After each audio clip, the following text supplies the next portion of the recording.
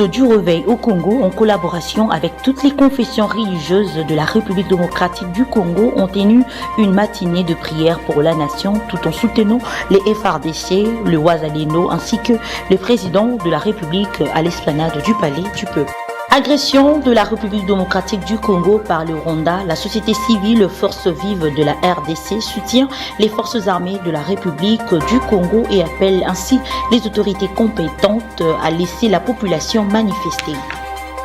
Le Centre national de lutte contre le cancer, CNLC, a tenu une conférence débat à l'Université protestante du Congo, UPC en sigle, ce lundi 3 février, autour de laquelle plusieurs thèmes allant dans le sens de sensibiliser sur la lutte contre le cancer ont été abordés. Voilà tout pour le titre. Il est l'heure de vous informer, Madame, Monsieur, bienvenue à la grande édition du journal sur la chaîne de l'éducation, place aux actualités. En République démocratique du Congo, l'église de Réveil au Congo, en collaboration avec toutes les confessions religieuses de la République démocratique du Congo, ont tenu une matinée de prière pour la nation tout en soutenant les FARDC, les Wazalendo, ainsi que le président de la République. Cadre choisi, l'esplanade du Palais du Peuple, Gianni Menga, était présent. Suivez. Réunis pour une seule cause, l'armée rwandaise doit quitter le sol congolais. Le représentant de toutes les confessions religieuses, toutes tendances confondues, les députés nationaux et plusieurs autres personnalités politiques ont pris part à cette matinée organisée au Palais du Peuple pour implorer la faveur divine en République démocratique du Congo.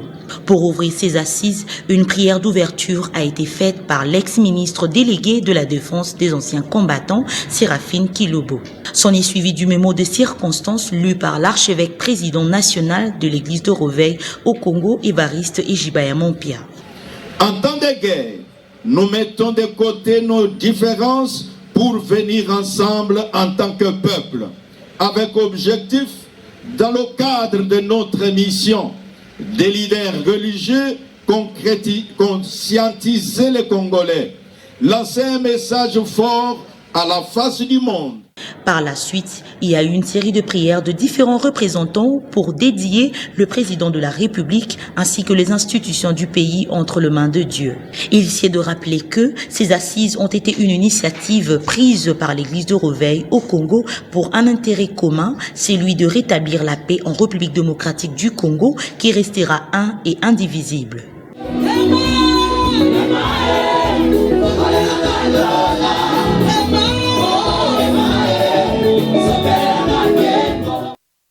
Dans le même registre, quelques leaders de communautés des églises du Réveil au Congo n'ont pas manqué de mots pour exprimer leur ras-le-bol sur les crimes perpétrés dans la partie est du pays par le Rwandais. Suivez.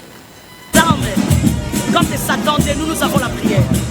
Et l'RDC, comme vous le savez, c'est un pays prophétique. Nous avons finalement lancé notre arme spéciale qu'on appelle la prière contre les armes des deux ennemis. La prière n'échoue jamais, nous croyons. Il y a partant de cette heure, de cette journée, les diables et nos ennemis n'auront jamais l'opportunité d'atteindre encore du secours. Les Rwandais doivent laisser tranquille les constituants du pays. Et les peuples congolais sont derrière nos vaillants armés pour soutenir notre armée. Il faut reprendre le chemin et vous allez comprendre. Et vous verrez que le Seigneur donnera la victoire au président Félix. Et le président Félix, il peut se réjouir d'avoir promis la victoire et l'avoir accompli. La réponse sera libre. Restons toujours dans ce chapitre. À présent, je vous laisse suivre les réactions de quelques responsables des églises, membres de confessions religieuses qui ont organisé cette initiative sur la situation sécuritaire à l'est de la République démocratique du Congo. Ce propos recueilli est d'Éric Djenibala et Suleiman Kalunga. Ça, c'est la question de la nation. D'abord, c'est la force spirituelle qui fait de sorte que la force matérielle puisse se réaliser. Si nous sommes faibles spirituellement, le matériel ne peut pas s'en suivre. Donc vraiment c'est une occasion unique que nous avons fait. Nous avons répondu à l'appel de la CIME pour que nous puissions venir faire la prière pour notre pays.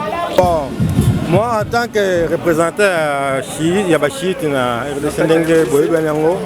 donc les alliés nous sommes congolais à droit de défendre. Alors, biso défense na biso to sango na nenga lusambo. Nzambe a pesa biso makasi to senga to continuer. Donc, lingo bateka na to sali prière le bo esi liberté. Prière to continuer à chaque fois ba osenga ka Nzambe a pesa kimie ko na mboka pe makamo makila bande ko makile tanga na mboka eza sote biso soto za lo mboka na biso za la intact. Journée le kani malamu. L'homme de Dieu, sa grandeur, le prophète Konembolo Dominique, depuis Angola, a dit qu'il s'est représenté parce que Alingabé ça soutient un peu force la FRDC, la Wazalendo, pour na combat où combattu injustement occupation Yambo Canabiso par Bandeko Boyebi, par Rwandais. Alors l'homme de Dieu a combattu ensemble, même Nabaoyo, Bakufina Goma. Nous sommes venus, c'est parce que le Dieu d'abord qui nous a créés, le Dieu puissant, le Dieu qui est supérieur à tout Dieu, le commencement et la fin, il a donné chaque pays ses bornes de limites. Nous voyons notre voisin qui s'appelle Rwanda. Derrière Rwanda, il y a ce que j'appelle main noire, en train de nous agresser. Voilà la raison pour laquelle aujourd'hui nous nous sommes réunis comme un seul homme. Dans un autre registre, lors du sommet extraordinaire tenu à Harare, au Zanzibar, la SAMI-DRC et la MONUSCO chargent les forces armées du Rwanda, RDF, comme principal responsable des attaques contre les FARDC. Suivez. Les forces armées du Rwanda, RDF, désignées comme principal responsable des attaques contre les FARDC, la SAMI-DRC et la MONUSCO. Réunis en sommet extraordinaire ce 31 janvier 2025 à Harare au Zimbabwe, les chefs d'État et de gouvernement de la communauté de développement de l'Afrique australe ont examiné la situation sécuritaire en République démocratique du Congo. En visioconférence à partir de son bureau de Kinshasa, le président de la République Félix-Antoine Tshisekedi Tshilombo a participé à ce sommet. Après plusieurs heures de discussions à huis clos, le sommet a publié un communiqué final dans lequel les dirigeants de l'Afrique australe reconnaissent que les forces armées du Rwanda déstabilisent l'Est de la République démocratique du Congo. Des informations récentes sur la situation sécuritaire régnant dans l'Est de la RDC ont été communiquées au sommet qui a pris note avec inquiétude des récentes attaques menées par le groupe armé M23 et les forces armées du Rwanda RDF contre les forces armées de la République démocratique du Congo, la mission de la SADC en RDC et la population civile dans diverses zones de la province du Nord Kivu, indique ce communiqué en son point 4. Le même communiqué poursuit au point 7. Le sommet a condamné avec la plus grande fermeté les attaques menées contre le troupe de la SAMI-DRC par le M23 et les forces armées du Rwanda RDF opérant dans l'est de la RDC, car ces actions violent les cessez-le-feu conclus dans le cadre du processus de Luanda le 30 juillet 2024 et compromettent la paix et la sécurité de ces pays et de la région de la SADC. Le sommet était tenu par contre à Harare au Zimbabwe, agression de la République démocratique du Congo par le Rwanda, la société civile, forces vives de la RDC, soutient les forces armées de la République démocratique du Congo et appelle ainsi les autorités compétentes à laisser la population de manifester. Suivez Jean Bosco Lalo qui a lu le communiqué au micro de Copain Koutoumissa. Mobilisation populaire contre la présence M23 AFC en ville de Goma. La coordination service civil force vive de la RDC s'indigne de la présence dans la ville touristique de Goma de M23 AFC et leurs alliés rwandais malgré la résistance des FARDC et des Wazalendo, dont la bravoure sur les lignes de front mérite reconnaissance de tous. Raison pour laquelle notre communiqué de séjour tient lieu de messages d'encouragement et de soutien à nos forces de sécurité afin qu'elles tiennent toujours bon devant l'ennemi.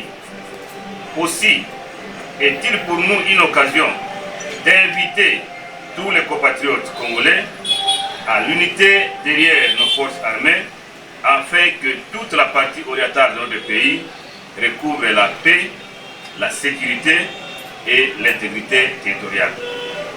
Nous remercions vivement les coordinations provinciales des forces vives, notamment celles du Sud Kivu, du Kasaï oriental, du Sapourou et du Bas-Jouélé, qui ont chacune organisé des marches pacifiques en étroite collaboration avec les autorités provinciales respectives, sans incident majeur signalé.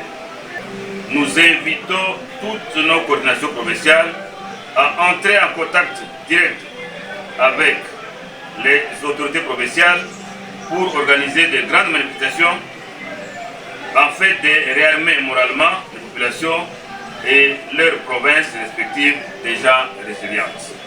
Nous demandons aux autorités compétentes de laisser la population manifester librement. L'agression rwandaise en République démocratique du Congo concernant l'appel de la communauté internationale sur ce qui est de négociations entre les deux parties en conflit.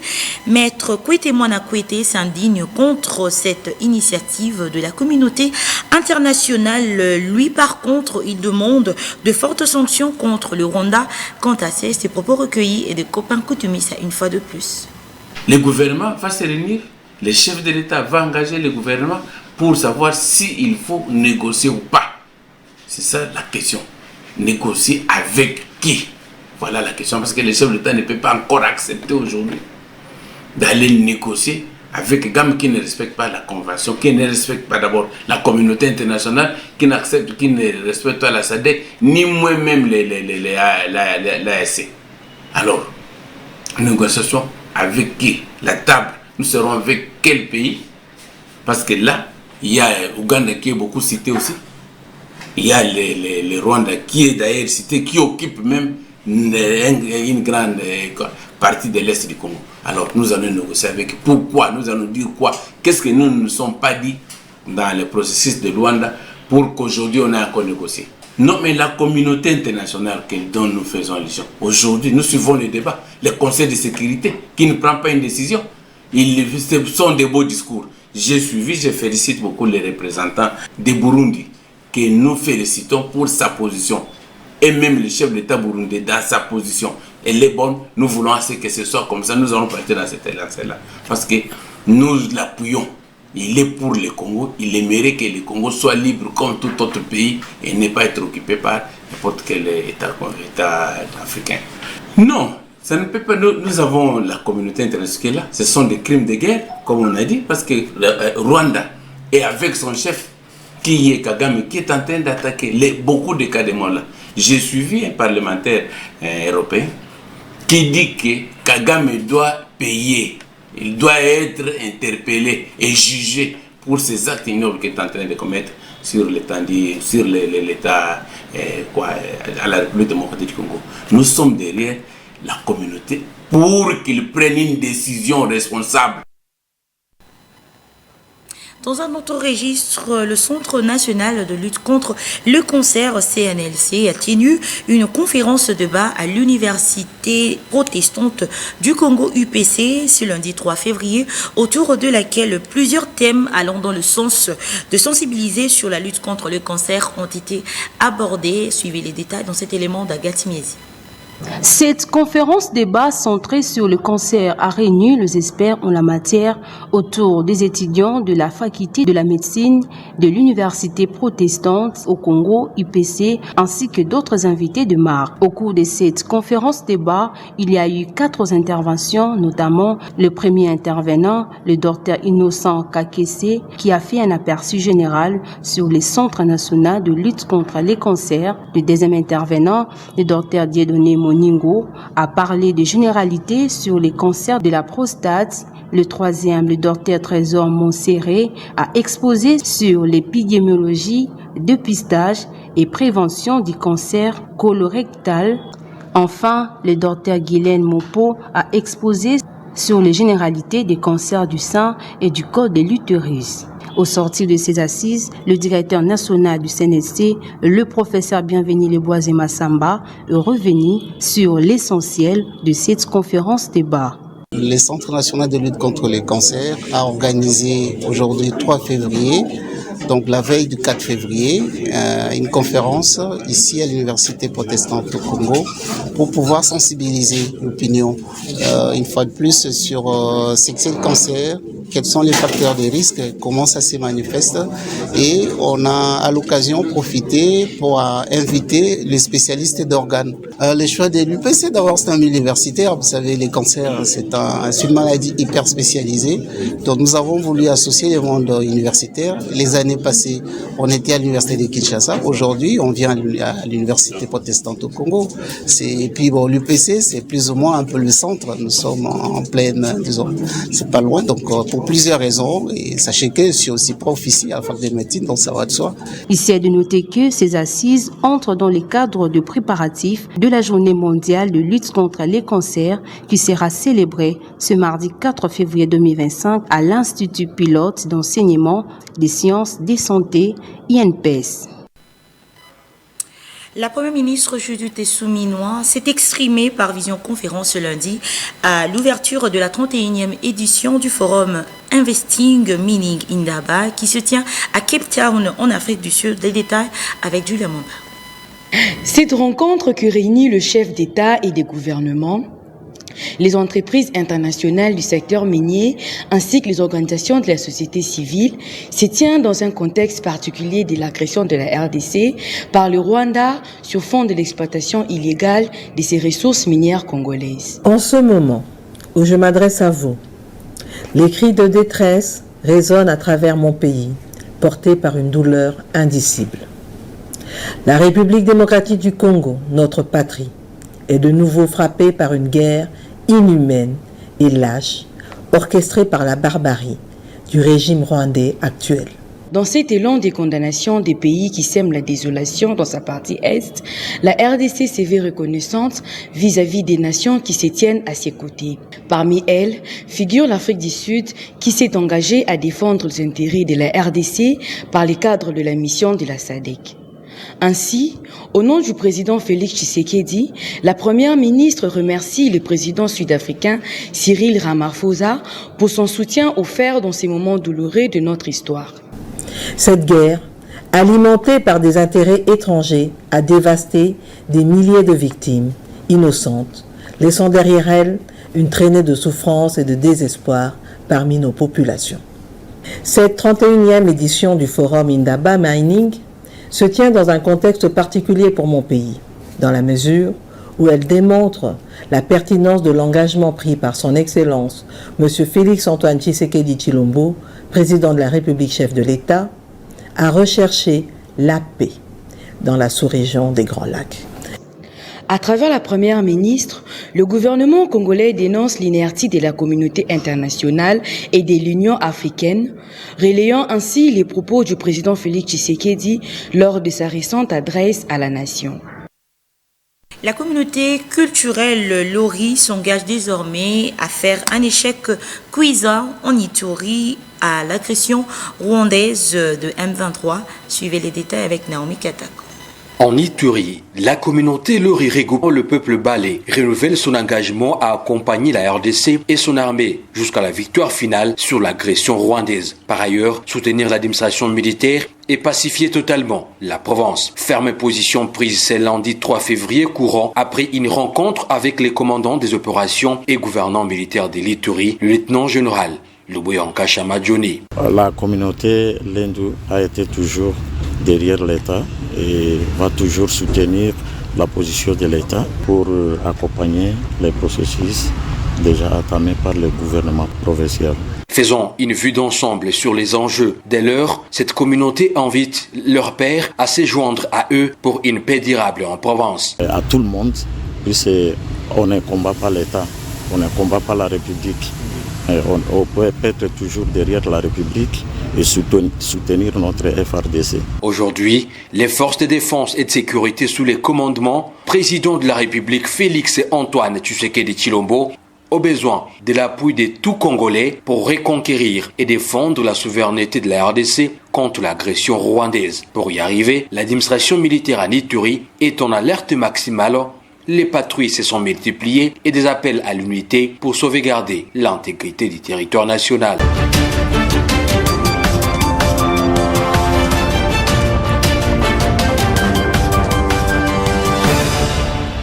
Avant de boucler cette édition du journal,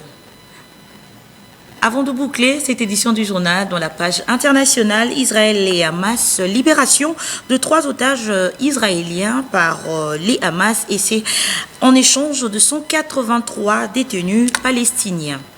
En Belgique, bientôt, un nouveau Premier ministre. Après 7 mois de négociations, 5 parties sont parvenues à un accord. Le soulagement et la joie des proches d'Ofer Calderon. Après 484 jours de captivité dans la bande de Gaza, l'otage franco-israélien est libre. Nous attendions tellement ce moment où Ofer allait pouvoir rentrer à la maison. Il est impossible de vivre sans lui. Notre famille va pouvoir se reconstruire, notre vie revenir à la normale. Et si Dieu le veut, les autres otages reviendront et nous serons tous ensemble. Sa libération s'est faite ce matin lors d'une cérémonie plus rapide que les précédentes, organisée au milieu de bâtiments détruits, mais toujours la même démonstration de force, des dizaines de combattants du Hamas masqués et armés. S'en est suivi la libération de Yarden Bibas. Comme à chaque opération, des certificats de libération leur ont été remis avant de les confier à la Croix-Rouge. Yarden Bibas a pu retrouver sa sœur et son père, mais pas sa femme ni ses enfants, qui eux ne sont pas revenus de Gaza et dont le sort est incertain. Enfin, 3e otage, l'israélo-américain Case Siegel a lui aussi été libéré dans la matinée au port de Gazaville, dans le nord de la bande de Gaza, et remis au CICR, un moment attendu par son épouse. Le grand jour est enfin arrivé. Oui, je suis heureuse, tellement heureuse. Il n'y a personne de plus heureux que moi. Tout est prêt et je pars le rejoindre. Parallèlement et conformément à l'accord de trêve, des détenus palestiniens ont été libérés en fin de matinée de la prison d'Ofer. Ici à Ramallah, ils ont été accueillis par des centaines d'habitants. Les autorités israéliennes doivent libérer 183 prisonniers dans la journée, arrêtés pour certains avant le 7 octobre 2023. Cet échange entre Israël et le Hamas a aussi permis la réouverture du poste frontière de Rafah, au sud de la bande de Gaza. Selon le Hamas, 50 malades ou blessés, dont des enfants, ont été évacués en Égypte. Il s'agit de la première évacuation médicale depuis la fermeture du passage en mai dernier. C'est une poignée de main entre le roi et cette fois le futur Premier ministre. Il est aux alentours de 22h et Bardewever vient annoncer au palais qu'un accord a été trouvé. L'entrevue dure une petite demi-heure. Bardewever et le roi se quittent, mais la soirée n'est pas finie pour le formateur. Retour à l'école royale militaire. C'est de Wever. Là, les négociateurs peuvent plier bagages, leur mission à eux est terminée, il y a un accord. Il était obtenu dans la douleur, vous dire l'inverse, ce serait complètement vous manquer de respect, je pense. Évidemment, c'est quelque chose qui a été difficile, plus de 7 mois pour obtenir un accord, c'est évidemment beaucoup trop long. Alors qu'il y avait une configuration de partis qui avait gagné et qui était assez naturelle pour obtenir un gouvernement rapidement. Mais les présidents de parti, eux, restent, car il faut encore répartir les compétences ministérielles entre chaque parti. Les barrières resteront fermées jusqu'à passer 4 heures du matin. Il y a eu des moments plus compliqués que d'autres pour les uns ou pour les autres. Et donc jusqu'au dernier moment, on a négocié parce que, encore une fois, c'est un accord qui a beaucoup de contenu. C'est pas juste des grandes idées, c'est véritablement des réformes très précises dans tous les secteurs. Le marché de l'emploi va être révolutionné comme jamais en termes de sécurité, d'asile, de migration. La baisse d'impôts également, qui est un enjeu extrêmement important. Les présidents de parti n'auront droit qu'à bien peu de repos. Dès ce matin, ils doivent finaliser le casting ministériel.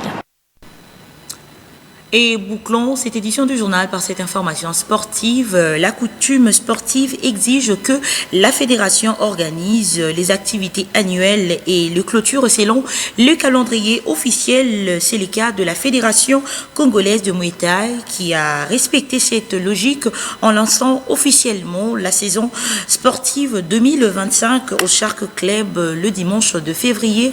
Enoch Mutela et Djibril Bakamba étaient là. Un entraînement de l'équipe nationale de Léopard Muay Thai a été organisé le dimanche 2 février au Shark Club, réunissant le Léopard senior et junior de la discipline. Majima Wilfried, président de la Fédération congolaise des Muay Thai, a profité de l'occasion à l'ouverture de la saison sportive 2025. Pour lui, la saison 2024 était riche en médailles et pense que cette saison, ils feront encore mieux et demande aux parents de permettre à leurs enfants à intégrer cette discipline. L'ouverture de la saison 2025 qui avait débuté depuis le 15 janvier. Mais nous avons trouvé aujourd'hui l'opportunité de se rassembler avec les athlètes pour pouvoir lancer notre activité comme étant l'une des obligations sportives. Donc aujourd'hui, nous venons de lancer avec nos athlètes la saison sportive 2025. Et beaucoup de réalisations avec nos athlètes, notamment l'athlète Paul Kingumba, qui était au mois de février champion d'Afrique, 3e place dans les championnats d'Afrique de Muay Thai. Et en décembre, il a clôturé avec la médaille, 2 médailles dans le Vaiku et dans la partie combat en tant que médaillé de bronze. Donc c'était une année où nous avons réalisé beaucoup de choses. Mais... Il est à signaler que la discipline de Muay Thai existe depuis 3 ans en République démocratique du Congo et est installée dans cette province et a déjà participé dans plusieurs compétitions internationales. Cette édition du journal touche à sa fin et si vous nous avez trouvé en cours de diffusion, suivez le rappel de titres. Vous avez suivi dans ce journal l'Église du Réveil au Congo en collaboration avec toutes les confessions religieuses de la République démocratique du Congo ont tenu une matinée de prière pour la nation tout en soutenant le FRDC, le Wazalendo ainsi que le président de la République. Agression de la République démocratique du Congo par le Rwanda, la société civile, forces vives de la RDC soutient les forces armées de la République démocratique du Congo et appelle ainsi les autorités compétentes à laisser la population de manifester. Et enfin, le Centre national de lutte contre le cancer CNLC a tenu une conférence débat à l'Université protestante du Congo. C'est lundi 3 février, autour de laquelle plusieurs thèmes allant dans le sens de sensibiliser sur la lutte contre le cancer ont été abordés. De la grande édition du journal. Merci de nous avoir suivis. Restez branchés sur nos antennes. Au revoir.